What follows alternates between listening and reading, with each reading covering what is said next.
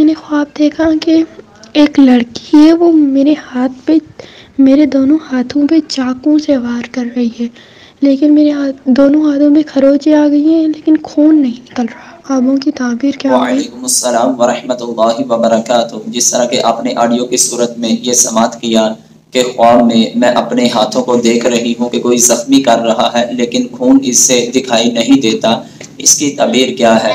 اگر کوئی انسان خواب میں اپنے ہاتھوں کو زخمی یا جسم کے کسی حصے کو زخمی دیکھتا ہے تو دیکھیں گے کہ اس کے زخم سے خون نکلا ہے یا خون نہیں نکلا۔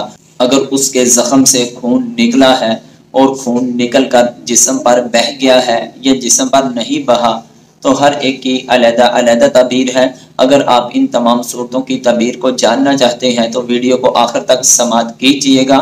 تو ان کی تعبیرات جاننے سے پہلے حوصلہ افزائی کے طور پر ہمارے چینل کو سبسکرائب کیجئے، لائک کیجئے، ساتھ بیل کے بٹن کو دبائیں تاکہ ہر آنے والی نئی ویڈیو آپ تک بآسانی پہنچ سکے۔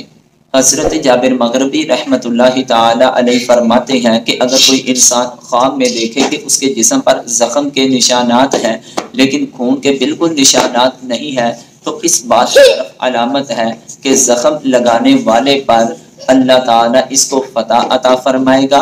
آنے والے وقت میں اللہ تعالیٰ اس کو خیر اور منفعت کی نعمت سے مالا مال فرمائے گا، یعنی خوشیاں ہوگی۔ آنے والے وقت میں اللہ تعالیٰ اس بندے کو نقصان سے محفوظ فرمائے گا۔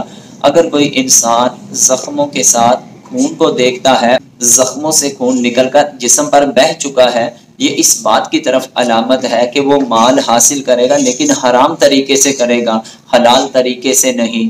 اگر اس کے زخم سے خون تو نکلا لیکن وہ جسم پر پھیلا نہیں، یہ اس بات کی طرف اشارہ ہے کہ زخم دینے والا اس کو کسی گناہ میں یا کسی تہمت میں اس کو مبتلا کرے گا۔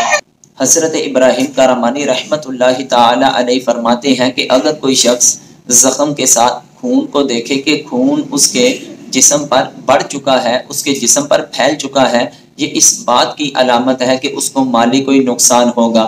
حضرت امام جعفر صادق رضی اللہ تعالی عنہ فرماتے ہیں خواب میں زخم کو دیکھنا یہ 3 بنا پر ہے، یا تو اللہ تعالیٰ اس کے ساتھ خیر و منفعت والا معاملہ فرمائے گی، اللہ تعالیٰ اس کو فتح اور کامیابی عطا کرے گی، یا تو اس کو کسی طریقے سے مالی طور پر نقصان ہوگا۔